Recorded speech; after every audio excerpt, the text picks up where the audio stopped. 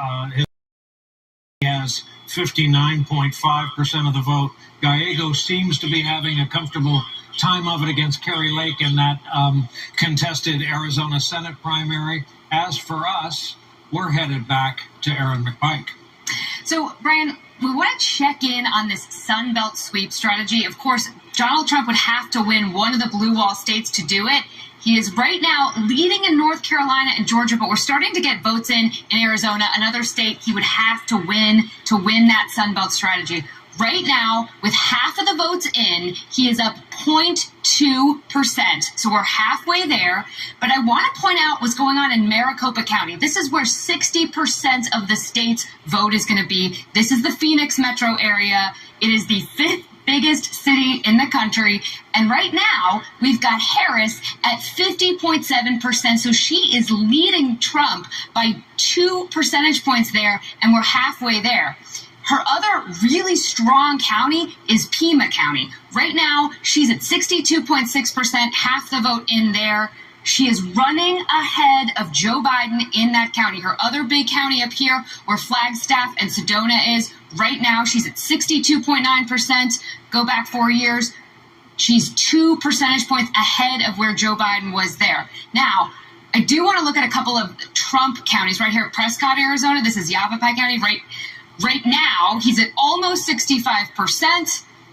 4 years ago, he was under 64%. And then one more for Trump, 2024, Pinal County. This is going to be his best county here in Arizona tonight, 58%. Running even right now in Pinal County. But again, this is what we're watching, Maricopa County. There are a couple of counties that haven't counted any votes, one for Harris, one for Trump. You'll see them light up on the map here in a little bit, a blue and a red that we haven't counted at all, but tight race in Arizona. All right. I have a question for our historian, Doug Brinkley. Doug, all tonight, the shadow of Joe Biden, who tonight is the President of the United States inside the White House, is overwhelming.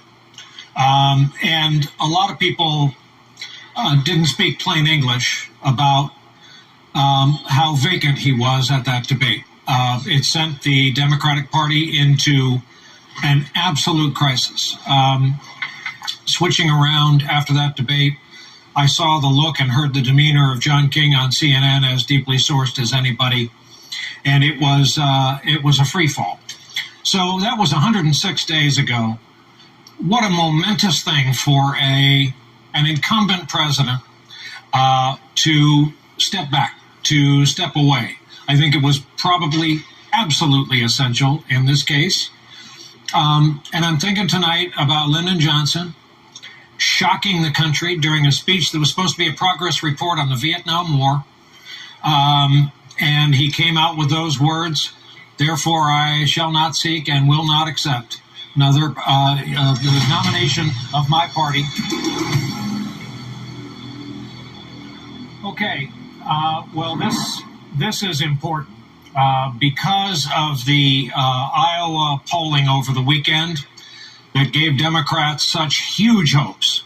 It showed Harris up 3. Harris has lost Iowa to Donald Trump, who now has the red check mark.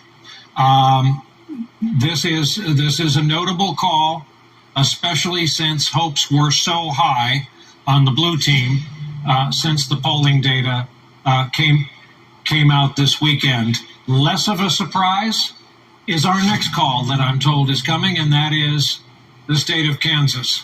Remember how I said we're all Dorothy tonight? Well, Dorothy's spoken there. Dorothy just gave a red check mark to Donald Trump. Back to Doug Brinkley. Talk about that moment. Talk about what a rare thing it is.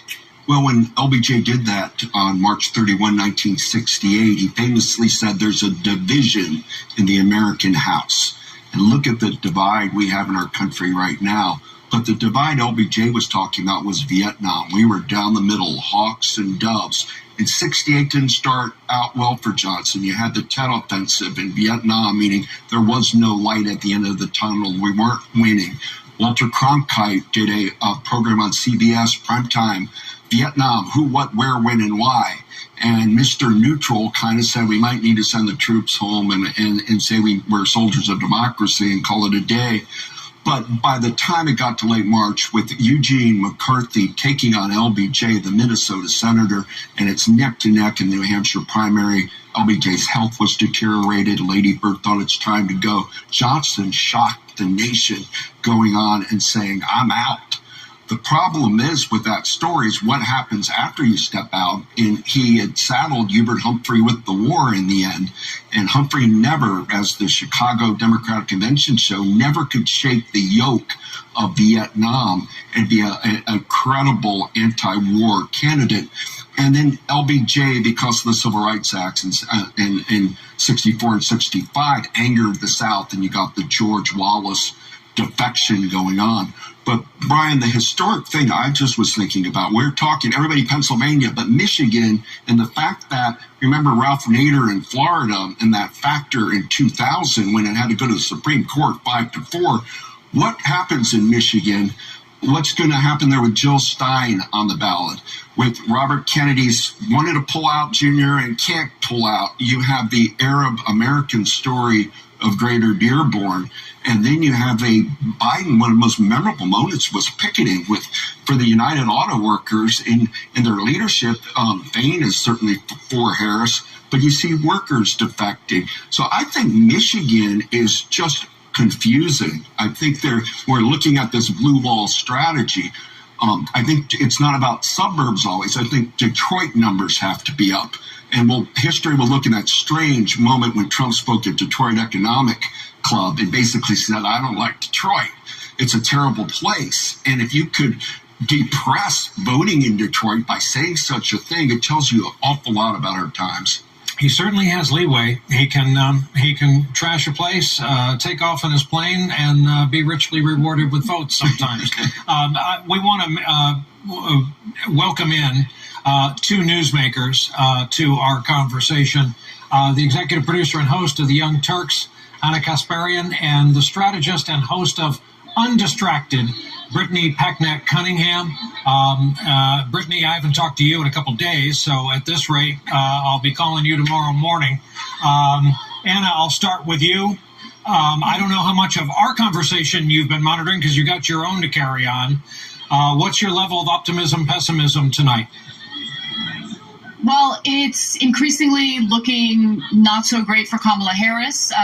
There was a lot of excitement in regard to that one outlier poll from the weekend indicating that she was going to win Iowa handily. And obviously that is not what has happened. And had she won Iowa, I mean, she was going to win the election because she would have performed well in the other swing states. But so far, look, no one should call it. The night isn't over yet, but right now, the race seems to be trending in Trump's direction. All right, Brittany, there you are at Howard University. What every Democrat in this country was hoping to be a victory lap, a boisterous victory party, or at least a something close to that if this is going to go on for a while. Tell me what you're learning and tell me your optimism, pessimism balance. Well, listen, I don't know if you can hear what's behind me, but most certainly it's already boisterous here. There's already a spirit of celebration, of joy, of commitment to a future that is much brighter than the past has been. And I think that is exactly what I'm feeling this evening, Brian. I'm feeling that optimism. I'm feeling that joy. I'm recognizing that it's still early in the night, especially when we look at how many votes are still to be counted in some of those important urban centers, places like Milwaukee, Madison, Charlotte, North Carolina. We're not going to stop until the last vote is counted. And we want to ensure that the voices of all of these folks are heard. Howard is a very incredibly special place. This Mecca is obviously the place that educated Kamala Harris, but it's also a center of Black culture. And that is exactly what you're feeling here. This electricity that hopefully we're feeling here tonight is going to carry her through to victory. And Brittany, what do you have a test precinct, a test congressional district, a test state that could be a hint? There's something that when it goes for Harris, if it goes for Harris, then you'll know? Well, I'm feeling really good about the turnout in Detroit. I know that Michigan is an incredibly important part of that blue wall. And given the kind of turnout that we saw in Detroit specifically, I'm hoping that that's a good signal of things to come. Anna, same question to you. What's your What's your test market, your favorite test market? Well, Pennsylvania is an incredibly important state. If Kamala Harris doesn't win Pennsylvania at this point, she's in a lot of trouble, and it's likely that Donald Trump will win the election. But I actually, agree that all the votes have not been counted yet, and so anyone who feels the temptation to panic because they want Kamala Harris to win, don't panic yet. No need to. Let's wait for all the votes to be counted, and we'll figure out. And by the way, let's all remember what everyone was saying prior to tonight, which was we're probably not going to know who wins the election tonight. So it could be that we'll find out tomorrow or a few days later. Let's wait until everything is counted. But so far, there was some hope that she would win North Carolina. Obviously, she has not won North Carolina. And so really, we're waiting to see how she does in Pennsylvania.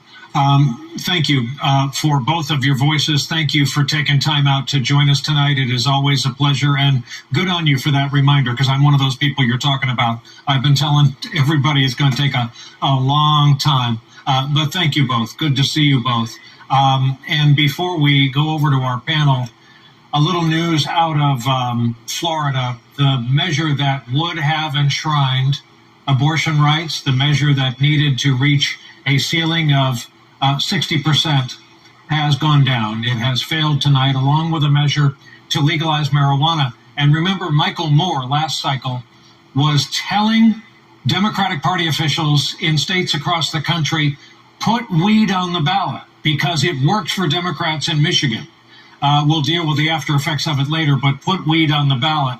Well, they put weed on the ballot in Florida, and you won't be buying no legal weed in Florida for a while. Peter Hamby, who is part of the Puck Media Empire, Snapchat Media Empire, he and I both agreed this evening. We used to be young, but he's a hell of a lot closer to the goal than I am. So what are you seeing and hearing? I keep going to sources outside our operation, outside this building, hoping you'll have more wisdom than we got. Look, I've been watching the youth vote all night, Brian, and look, if Kamala Harris loses the youth vote, 18 to 29, will be part of it. Back in 2020, Joe Biden won the youth vote in the battleground states by an average of 23 points. If you look at the exit polls, which I think I have some questions about, I will say that, she's only winning young voters by 11 points tonight. She's only winning young whites by 4 points. She's only winning young Latinos by 3 points. Those are not the numbers that she wanted. And look, we had talked earlier in the show, and we've been talking all cycle about young white men drifting toward Trump and away from the Democratic Party. These are just not great numbers in any of the battleground states for Kamala Harris, if you believe the exit polls, which also show Donald Trump winning first-time voters. They show Trump winning Latinos outright. I mean, some of the exit poll data we're seeing tonight, in my conversations with Democrats, they're like, some of that seems a little bit off. But we can fact-check some of this stuff against the votes right now in college towns. Look at Dane County, where Madison is in Wisconsin, home of the University of Wisconsin. Kamala Harris right now is basically a parity with Joe Biden, running a little bit behind. Go to Pitt County, North Carolina, where ECU is, in Greenville, about 30% non-white campus. She's running behind Joe Biden. I know James Carville's on set with you tonight. Me and him are both LSU fans, but that's UGA down in Clark County in Georgia. She's running behind where Joe Biden was. Look, again, we need to look closer at these precincts rather than the larger counties to see how she's doing in these college towns. But a great example would be Penn State, Center County, right there in the middle of Pennsylvania. Joe Biden won Center County, home of Penn State, by a few points back in 2020. Donald Trump is currently winning that county over Kamala Harris right now. So, look, Kamala Harris is still in the hunt. She's still in the game. A lot of the outstanding vote in Georgia, North Carolina can still actually swing her way. But one of the reasons it's going to be close is because she's not doing as well with young voters as Joe Biden did, and certainly Barack Obama back in the day. Peter Hamby, there's a reason we keep going back to you. Wisdom on the fly. Thank you for that. Really, thank you for those contributions. And we want to go to, before I go to Abby and our panel of guests, love to check in with both campaigns, with Shep Smith at Howard, with Lydia Moynihan at the Convention Center in West Palm. Shep, you go first. Any appreciable change in moods, any smiles to frowns or frowns to smiles? Anything you've seen? It's a little tighter. I think there are probably some nerves. There's a lot of music playing and a lot of people back. You hear them booing right now because they're watching, I believe, CNN and hearing what they don't see as good news. And it's all on the margins, Brian. You guys have been talking about it. She's underperforming in some areas Biden's numbers in 2020.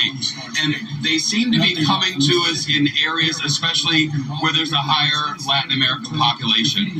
And they're starting to be resigned, it would appear at least anecdotally, that to the possibility that Latin men especially may have gone toward Trump. And if so, that causes them problems. But there's great hope that the blue wall holds. They're watching Philadelphia still. They're seeing those numbers go up, as we all are, and hopeful that they get around 500,000 in the city of Philadelphia, and they think that leaves Pennsylvania very much on the board and the blue wall possible to hold. But, we're in that period in the night where there's just not quite enough data to get a real sense for what's going on. If you switch over to CNBC's website, you'll see that the futures market suggests that Wall Street believes this may be going red, but they'll change on a dime before the markets open in the morning if the winds blow the other way, Brian. With your invocation of CNBC, I am duty-bound to say that my friend Shep anchored a really dandy nightly newscast over there, solidified my positive opinion of my friend Shep Smith. Lydia, I've got to tell you that I'm just reading. CBS News analyst is saying Harris is in position to win Pennsylvania because they are seeing soft but encouraging signs for the vice president. Such a thing may change the tempo of your gathering, but as I read this, I just think that we just bought ourselves like a day or two more of counting until every last one is off the table. But please tell me about the mood inside the convention center. Yeah, well, any concerns about Pennsylvania are not reflected here at all. In the last 10 minutes, I've heard the crowd cheer a number of times. Of course, when Iowa was projected for Trump, a lot of applause. Of course, the Des Moines Register predicting he would lose, so people were relieved to see that he won. And then anytime the poll numbers that we've seen are flashed for Georgia, Arizona, Wisconsin, a lot of cheers. I've been seeing people start to dance. Another interesting sign is the stage. If we can zoom in, the stage where Trump is expected to speak, that crowd around the stage is filling up pretty dramatically. Now, one of the sources who I'm speaking with, who is with Donald Trump now, sent me a text that it's looking good. He expects that the president could be leaving Mar-a-Lago and coming here maybe in the next hour. Of course, too soon to know what's happening, but he's suggesting that there could be talk about some kind of speech. And of course, that's what everyone is wondering is where and when will we see Donald Trump? So a lot of good vibes here in this room. All right. Well, thank you. Thank you both. My prediction at the start of the evening was we would hear from Trump in the 11 o'clock Eastern hour, that it would be a victory speech, and that we'd have to remind everybody it has no force of law. Harold Stassen could come out tonight and give a victory speech. It wouldn't make him any closer to his goal of the presidency. Mike Murphy, I'm coming over here staring at you because I've just learned Robert F. Kennedy Jr. has racked up 8,000 votes in Wisconsin. And it strikes me that in addition to saying this past week that Herschel Walker was going to be put in charge of the Missile Defense Shield, Trump, with some ceremony, was so happy to announce that women's health, if not the health of all Americans, would be under the purview of Robert F. Kennedy Jr., which forced Van Jones on live television on CNN to say, hey, I know the guy, he wrote the foreword to my book.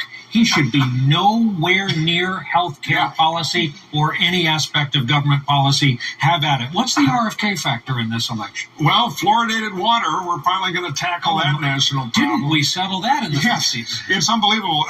HHS is going to count Dracula for all blood banks, too. Yes, some of this stuff is stunning.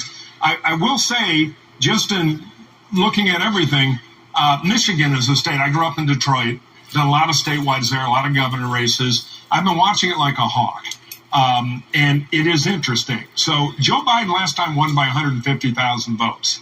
And I always wait for a county with at least 90% in to try apple to apple. Otherwise, you don't know. You don't know what's out. Eaton County. Trump won it last time by 499 votes. 95% of the vote is in. It's a little bit west of Ann Arbor and a little north. Central, light manufacturing, ag, rural county. He's going to win it by about 2,800. So in those counties, he's going up a bit. Wow. On the other hand, we have no Detroit in. And Kalamazoo County, College Town, that's where Michelle Obama made one of her last well-attended stops, don't have any of that in. So this is going to be a little bit like Pennsylvania, where the cities are going to have to offset slight improvement everywhere else. And the other thing I say about Michigan, because I've been obsessed with this, Trump and the Republican Party, because there's a hot Senate race there, too, open seat. Yep, Sluckin. Spent about $20 million saying EVs will cost you your job, and it's all Harris's fault. And I took a poll because I'm a pro-EV guy. I'd like the Chinese not to take over American auto manufacturing in 15 years, which most auto CEOs would agree with. 2-to-1 Michigan voters say EVs are bad for Michigan now after that onslaught. And I think the Harris campaign, I don't have a lot of criticism of them, but they left that door open on the submarine. So I'm going to be watching Macomb County, Republican County, but can they keep it close like Biden kind of did, single digits? Right now, Oakland County, the big suburb, which has become more Democratic, she's holding her own. And remember, with Biden 150,000 ahead, there's nothing wrong with her winning by 80,000. Electoral College doesn't care. So Michigan is kicking, I think, in kind of a good way, but I'll bet it'll be a little tighter. I'll say this about Detroit, a city I love. I'm going to a Lions game in December because I want to see Dan Campbell's work up close. I'm going to take part in Mitch Albom's annual radiothon for charity.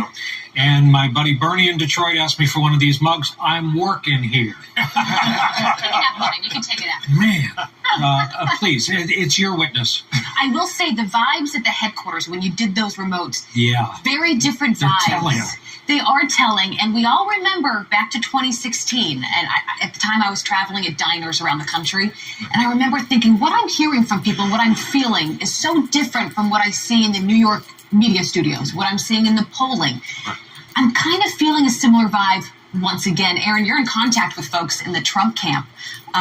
It seems like they are feeling pretty good about things right now. From what the indications are that I'm getting is that the Trump war room right now, they're feeling good. They're liking the way this is going. Not to mention in Florida, by the way, the legislation for marijuana and abortion both turned down, which was surprising. But in Florida, that's a state that has a history of having separate like the ballot initiatives go differently than the state goes. That's very typical in Florida. But if you're looking at Wisconsin right now, you can be looking at Sauk and Door County. These are two bellwether counties for them right now.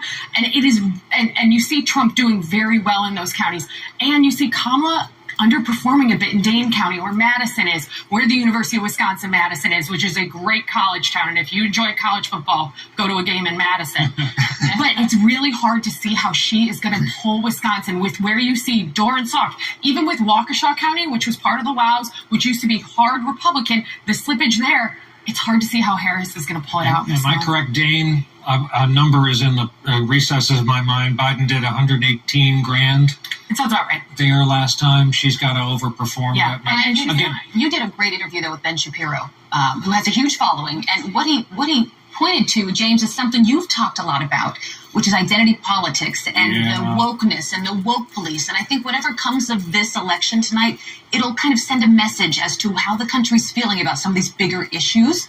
And you've warned the Democrats to not hone in so much on that, to not be defined as the woke party. And you see Ben Shapiro, he's trying to define you as just that. You know, there's some hangover from that. But let me say, this thing is still open. Now, Democrats, to be honest with you, we got to catch an inside straight.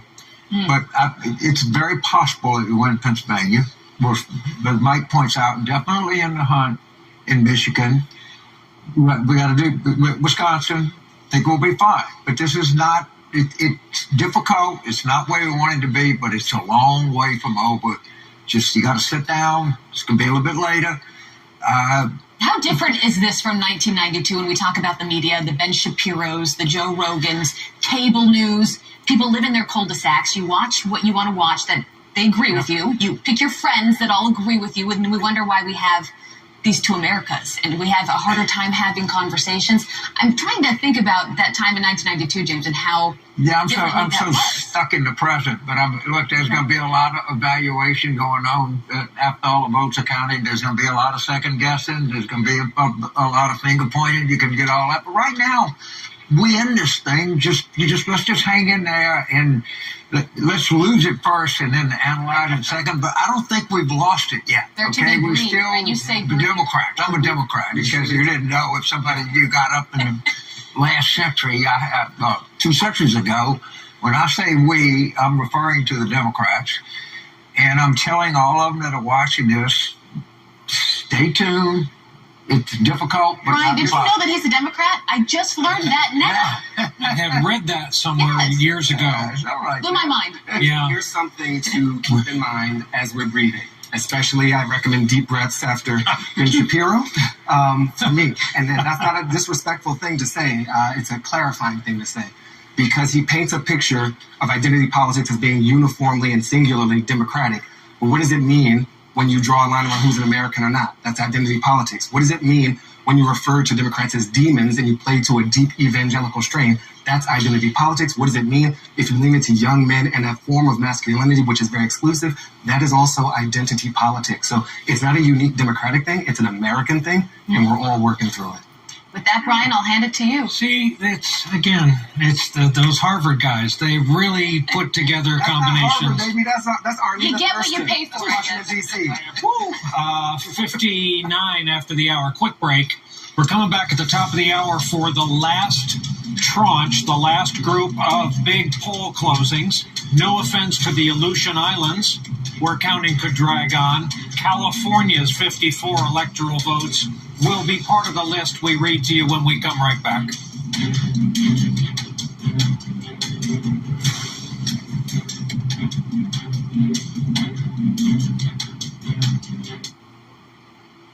After tonight, the coverage continues on Prime Video.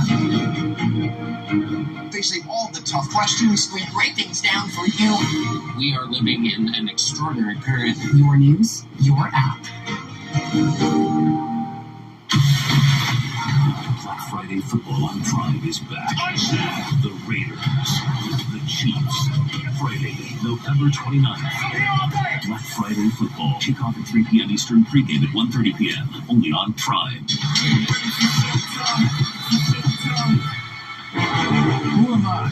Hi, I'm Phil Sims. I was fortunate enough to play pro football for 15 years, won 2 championships. I've been taking Balance of Nature for over 2 years. And all I can say about it is I'm very happy about it. I feel great because I know it works. I believe in the product tremendously. I take it every single day. I believe in Balance of Nature. Get 35% off your first set when you use discount code Phil. Hi, Jack. What am I doing here? Last night, Red One was abducted. You're going to help us find him. Santa Claus has been kidnapped? You can't trust this guy. He's on the list. He's a naughty lister. Naughty lister? Come on, let's go. We got snowmen. That was so disturbing. Red One, rated PG-13, only in theaters November 15th.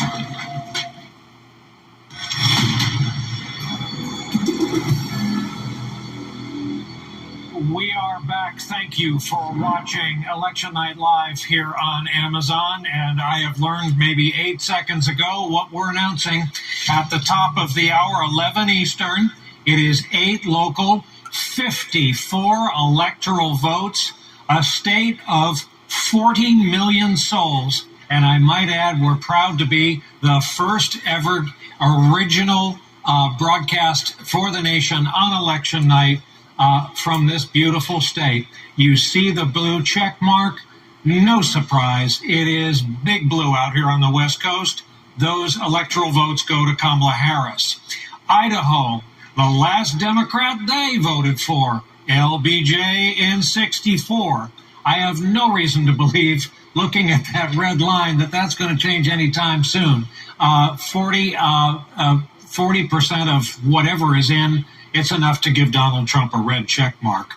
Oregon, they voted for only Democrats since '88, 8 electoral votes, Unclaimed as of yet, but look for that to be on the move, as will this next one. Last Republican the state of Washington voted for, one Ronald Wilson Reagan of the state of California, way back in 84.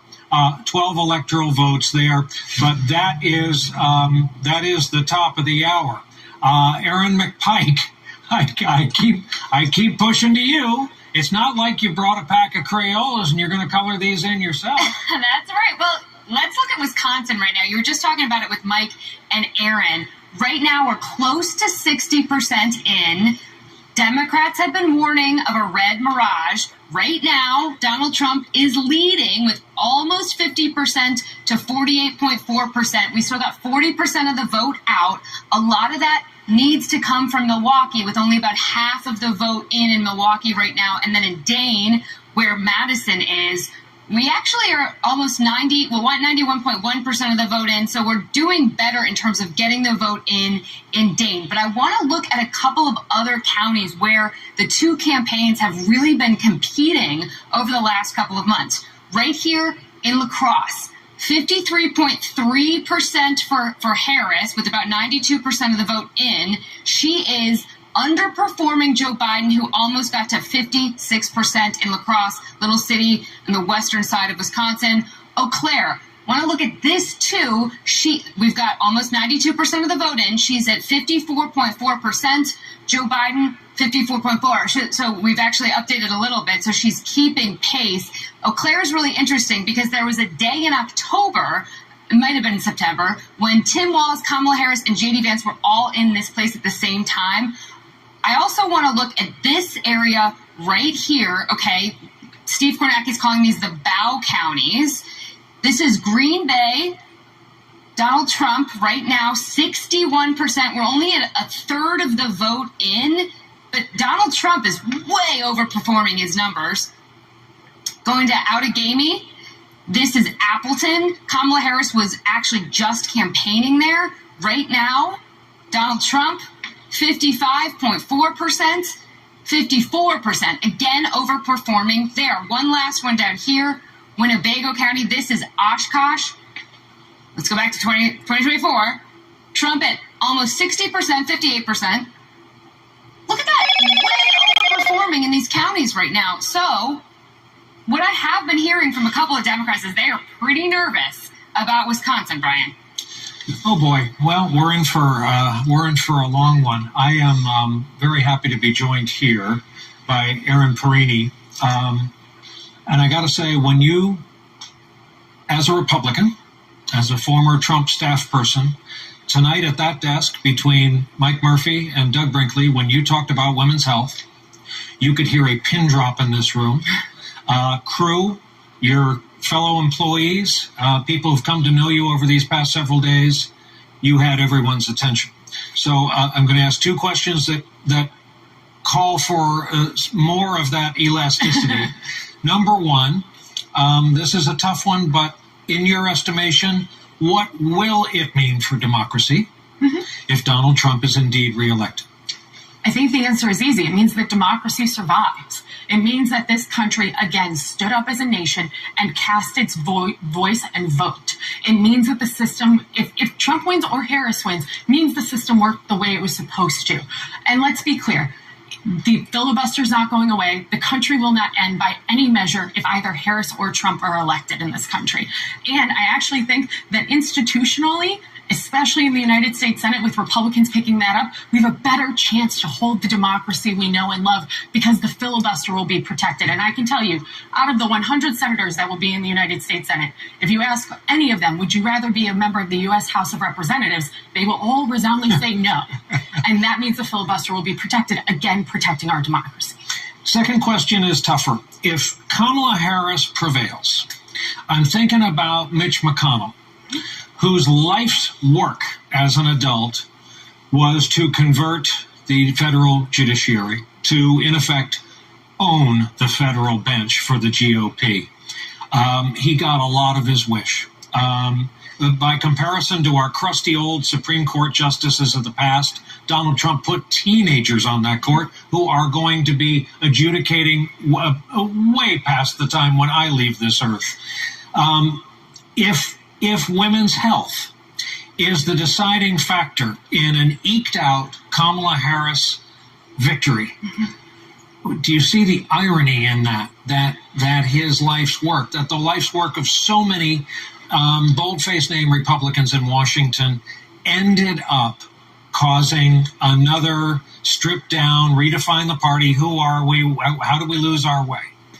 If Kamala Harris wins, and just real quick, when we talk about reshaping the federal judiciary, that actually started under Harry Reid when he was the majority leader in the Senate. Yeah. He was the one who blew up the corner on the filibuster. market, He was the one who blew up the filibuster on the judicial calendar, and that's what led to the Supreme Court as well. But again, that means democracy is surviving and thriving. If Kamala Harris ekes this out, and Donald Trump did put 3 justices on the Supreme Court who were part of the major decision for Dobbs that overturned Roe v. Wade, because it means, again, that the American people decided, hey, we went too far in one direction and we are now moving it back into another. This is the thing that I think a lot of the media and especially the Acela Corridor type people kind of forget, is that we have to trust our neighbors and our friends and the people we go to church with and the people you walk past in the grocery store. If they think the country's gone too far in one direction, they will vote to change for that. And that is what this whole election is about, is change. Is Kamala going to be that change agent? Right now, what we're seeing from the election results, the American people don't necessarily believe she would be a change agent, and that's of her own volition and failure by not answering the simple question of what would you have done differently than Joe Biden? That's like going into a job interview and they ask you, what's your biggest weakness? And you have to make that a strength. What would you do differently? Well, all she had to say was, well, I don't think Joe Biden went far enough on X. I think we did good groundwork here, but we could do more. And she couldn't answer that basic question for the American people. Let me push back on one thing you just said. Push back, delayed. Saved by the bell. The state of Oregon, as predicted by your humble servant minutes ago, has gone into the Harris column, inevitable as it was. And here's a big one of interest to this state, a Senate race that got a lot of attention. And if you grew up at or about my age as a baseball fan, you sure knew Steve Garvey. Californians, Angelenos sure knew Steve Garvey. They will continue to know Steve Garvey as a former ball player and not as future senator, because Adam Schiff, who came to prominence, House Judiciary, came to prominence as one of the impeachment managers, as well known a face as there is on Capitol Hill. Adam Schiff will take the Senate seat from California, and he'll be moving up a chamber in Washington, leaving his House seat. He didn't want to stay a House member. Exactly. We were just having that conversation. When you say you got to trust your neighbors and friends, my only point is trust now is assigned by which yard sign you've got. But I think that's where America has failed each other. The fact that if I have a yard sign in my yard that is an opponent and somebody you don't support, that doesn't make me your enemy. It makes me someone you should want to have more of a conversation with. Why do you believe what you believe? Why is it different than what I believe? Or just the basic tenet of respect for each other. You can have differences without being bombastic and disagreeable with each other. It's, I've worked for a lot of really great Republicans in my career who I have seen just fully believe in the tenets that respect is so important. And that is something I've always carried with me. And we have to be able to do that again as Americans. You may not like Donald Trump. You may not like Kamala Harris. But the idea that tomorrow morning the red, white, and blue is still going to be standing is because we are the greatest nation the world has ever known. And that person across the street who might be a Harris supporter or a Trump supporter isn't your enemy. They are your friend. They are your neighbor. They are your fellow citizen. We've got to start seeing that in each other again. Just to prove that by example, you are a Buffalo Bills fan. Heck yes, I am. I love Josh Allen. I'd kill to have him. Well, you guys got Brian Daboll, and you're trying to pretend you're the Buffalo Bills. Listen, I know you guys took a bunch of our players all over except there. for winning games. We're trying to pretend. All I want to win is the Super Bowl. If there's one thing, please, Josh Allen, win me a Super Bowl, please. And please, somebody find me a quarterback. Thank you. It's been great having you tonight, and for all I know, we're in for hours more of it. Appreciate it. Thank you. We are joined from College Park, Maryland, by another Democratic member of the House of Representatives, another lawmaker who rose to prominence in the fight against Donald Trump, in the fight to impeach Donald Trump not once but twice, and that is Jamie Raskins. New Jerseyans know he has the full support of Stephen Van Zandt, so we've settled that. That's a huge endorsement this political season. Hey, Congressman, how do you see tonight? How nervous are you? How pessimistic are you? How optimistic are you? Well, we're on the edge of our seat here, waiting for the blue wall to reassert itself. So we're looking for Michigan, Wisconsin, and Pennsylvania, and then that one electoral college vote from Omaha, Nebraska to come through at this point.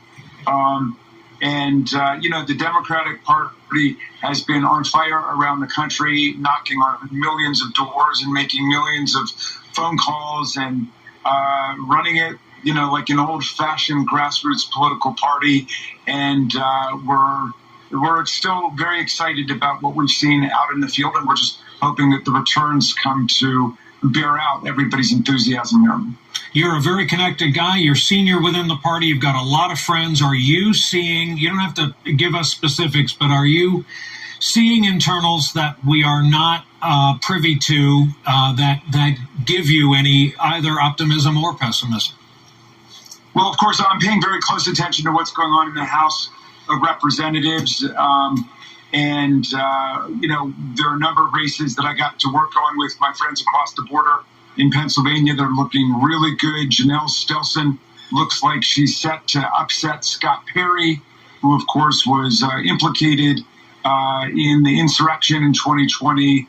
Ashley Ehas, who's running in Bucks County, Pennsylvania, looks like she's ahead in that race. And so we're optimistic about a lot of the House races around the country, and that's where I was spending most of my time. And so we're hopeful that we're going to be able to, recapture the majority in the House, despite the fact that everybody is still in kind of a political lockdown because of the gerrymandering. And we, of course, on the House side, passed legislation in the 117th Congress to try to get rid of partisan gerrymandering. And that didn't make it through the Senate. And I'm hoping that's something that we'll be able to create some bipartisan energy around to try to overthrow the gerrymandering system so the politicians stop choosing the voters before the voters choose the politicians. I've got to say to the savvy of Maryland Democratic voters, Larry Hogan went down to defeat tonight. And the Maryland's voters, and he talked about this openly, Larry Hogan, a.k.a. the last moderate Republican on the East Coast, a very successful and popular governor, roundly considered to be a good guy. He knew that it was an uphill race because the voters didn't want to send the balance of the Senate over to the Capitol with their imprimatur. It was as if they're trying to say, hey, we loved you as governor. We just can't afford to make you U.S. Senator.